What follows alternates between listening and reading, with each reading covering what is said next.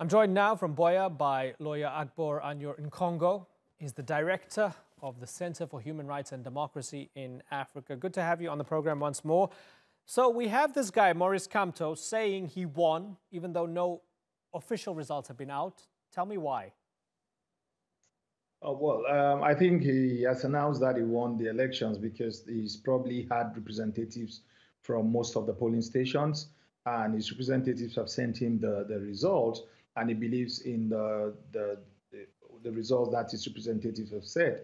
You know, the Electoral Code also makes provision, I think, in its Article 130 to the effect that immediately the elections are completed, the votes can be announced. It's true that also that it's the Constitutional Council that is that has the obligation, that has the right to announce the final results and to proclaim who won the elections or not. But don't what Kamto did, you look at it within the ambit of the history of this country and the fact that elections are always more often than not rigged in favor of the incumbent. And Kamto felt that it was necessary for him to announce, to preempt any rigging that would take place by the incumbent.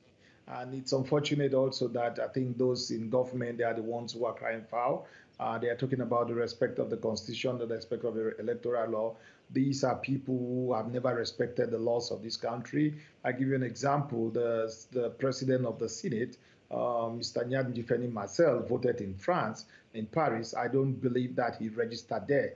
I don't think that because he went for medical treatment. So did he register there, and why did they allow him to vote? They have been violating the electoral law. They've been violating the constitution of this country. So I mean, I don't think that they have the moral authority to cry foul. That's interesting. Certainly, you make a good point, right? And you talk about the history and you talk about the context. But with all of that in mind, isn't it more of a reason not to jump the gun, given how divided the country is right now?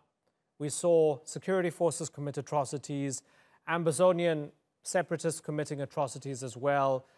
There's a fever in the country right now with regards the divide between Anglophones and Francophones, right? And we have the AU saying it was a free and fair election. There are 7,000 electoral observers. With all of that in mind, don't you want it to play out and have third parties verify rather than potentially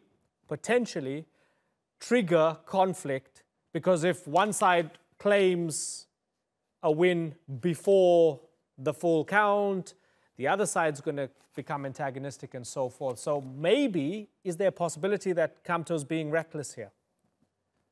You see, electioneering is a process that starts with registration, that starts with the whole campaign finance, the use of public media, and culminates in voting. Electioneering is not just voting. So the observers might say the elections were free and fair.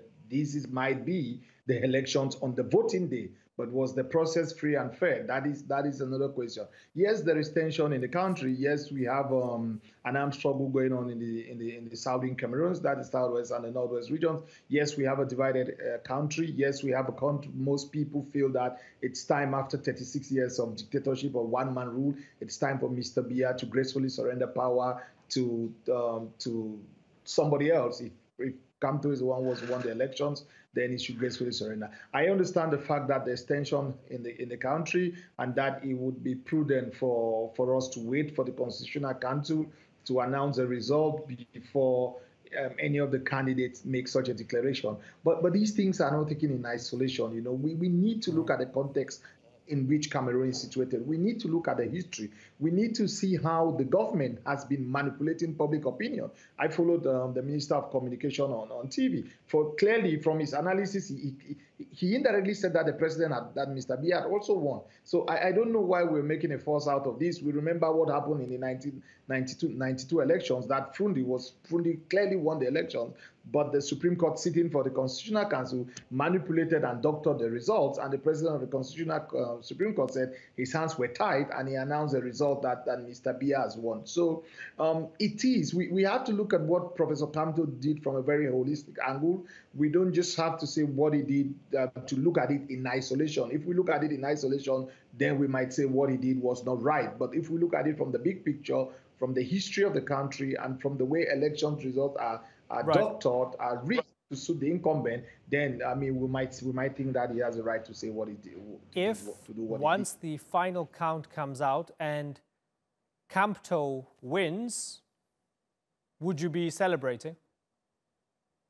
Well, I think everybody who likes Cameroon, everybody who is a friend of Cameroon would celebrate for us to have a new president, would celebrate new leadership, because new leadership will bring new dynamism. It would also contribute in finding a solution to the crisis affecting the Southwest and the Northwest region. It would build confidence. It would create an enabling environment whereby the internally displaced persons could return to their homes, whereby the refugees could come back.